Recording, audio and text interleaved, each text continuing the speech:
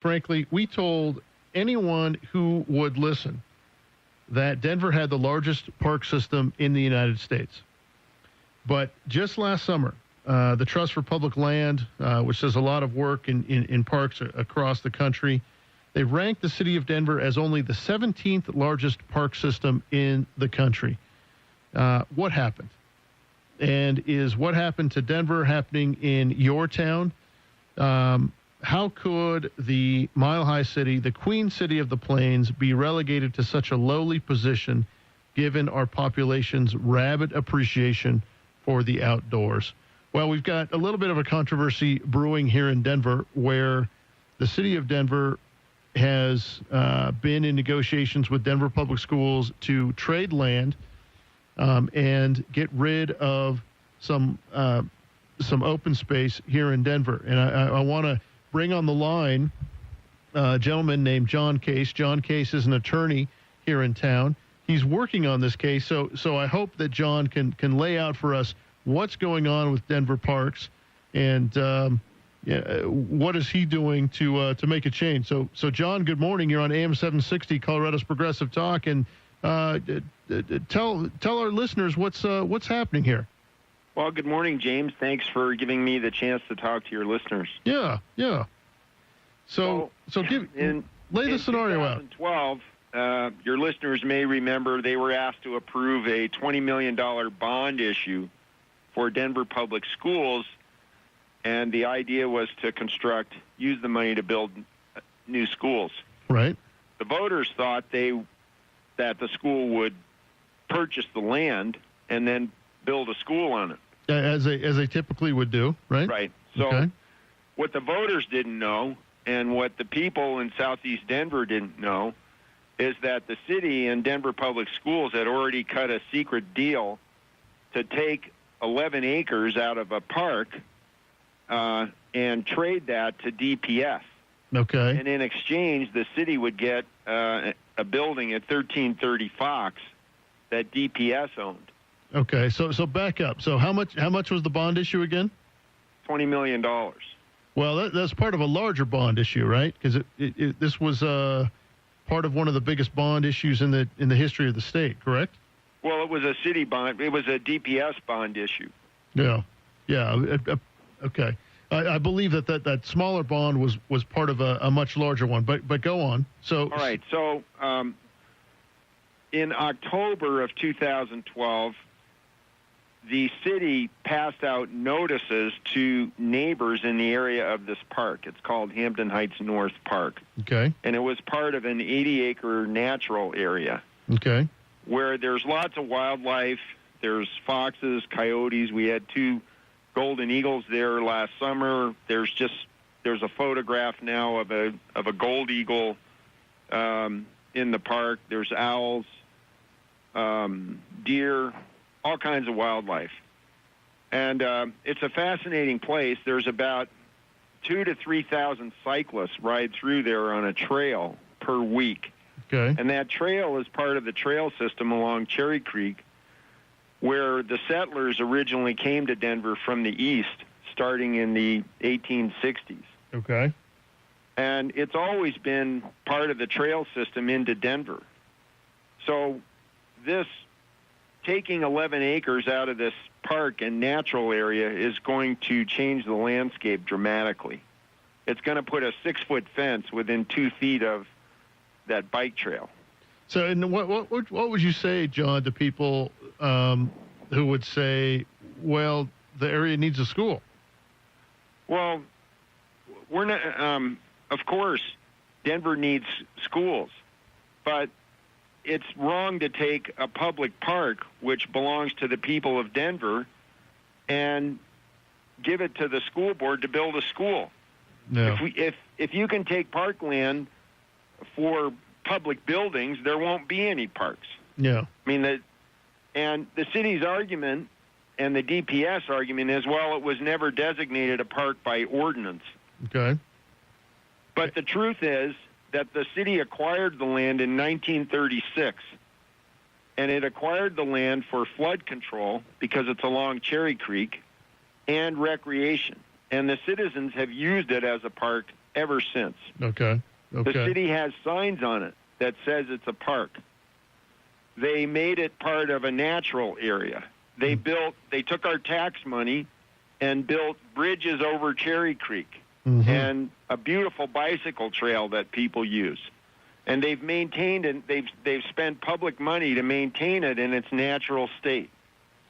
So that it will harbor wildlife, which is of great interest to children and to people. It's this 80-acre natural area, which includes this 11 acres, is a gorgeous place. So this is Hampton Heights North Park in southeast Denver. Yes. So what's happening now? So you say DPS and the city were negotiating. Is the deal done? And the deal is done. Okay. And what happened is when they finally told us about it, what they were planning to do, neighbors and concerned citizens who are in favor of parks went first to the Parks Advisory Board meeting and told the Parks Department, don't do this.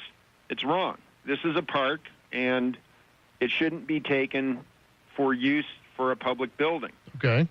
And Lori Dannemiller is Mayor Hancock's appointee as the manager of parks, and they after having 2 public meetings with citizens expressing their views, the Parks Advisory Board voted 11-6 against this transaction.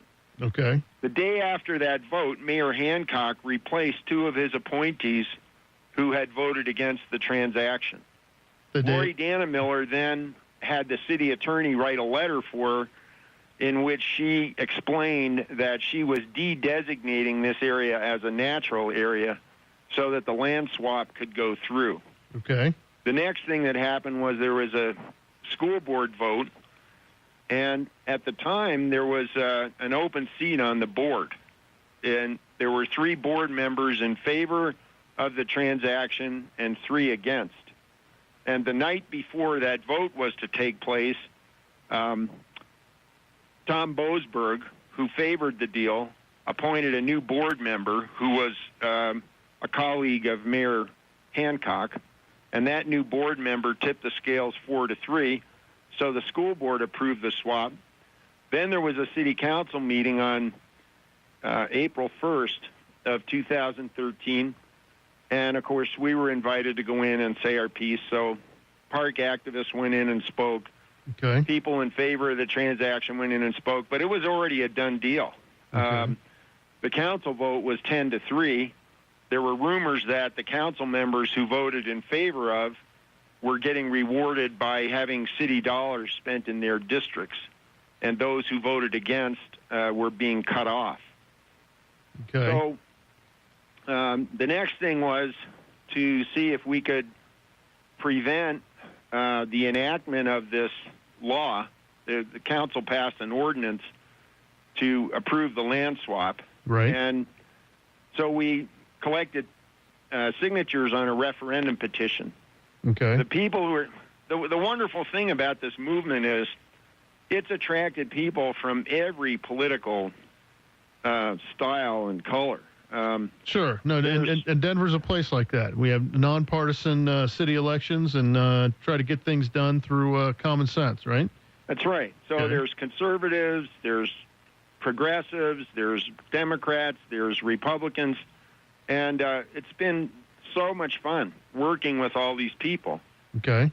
So we got the required amount of signatures. There's the group formed a nonprofit corporation called Friends of Denver Parks. They have a website, friendsofdenverparks.org. And so the nonprofit got people to go around and get signatures on petitions, and we got 6,664, which is enough to put it on the ballot.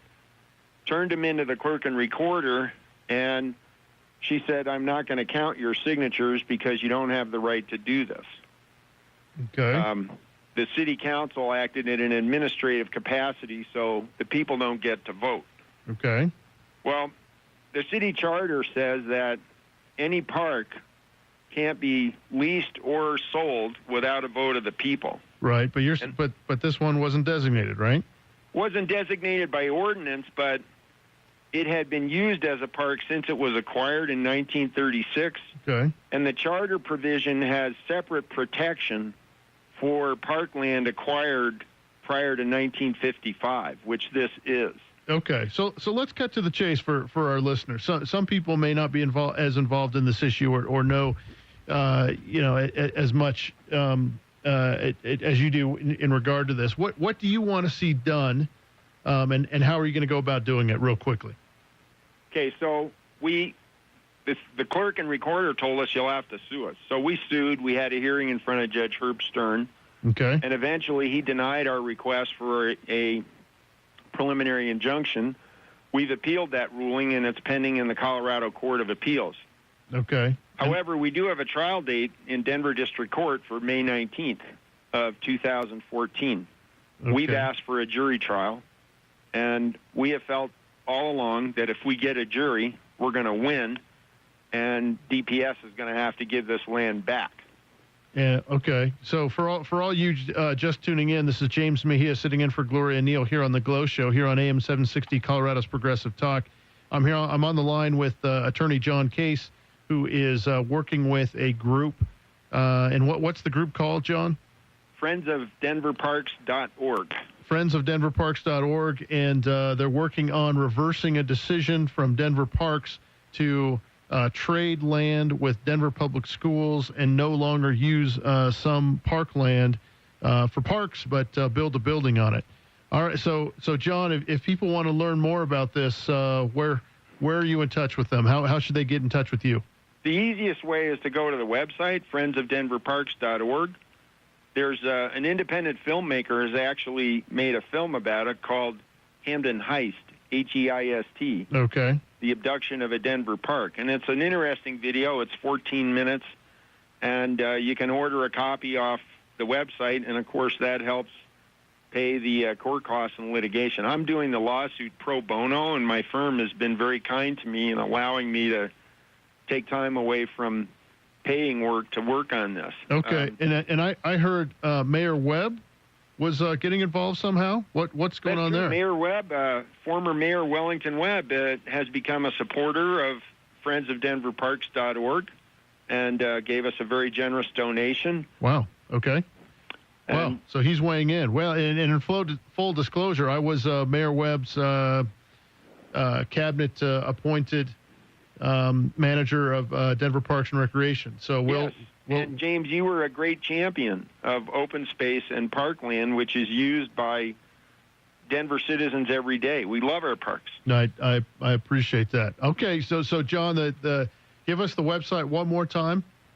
friendsofdenverparks.org. Okay, so if you want more information on this, friendsofdenverparks.org, you know where to find John Case and Friends of Denver Parks. Hey, John, thanks for joining us this morning. We're going to have to run. I appreciate you calling in here on AM 760.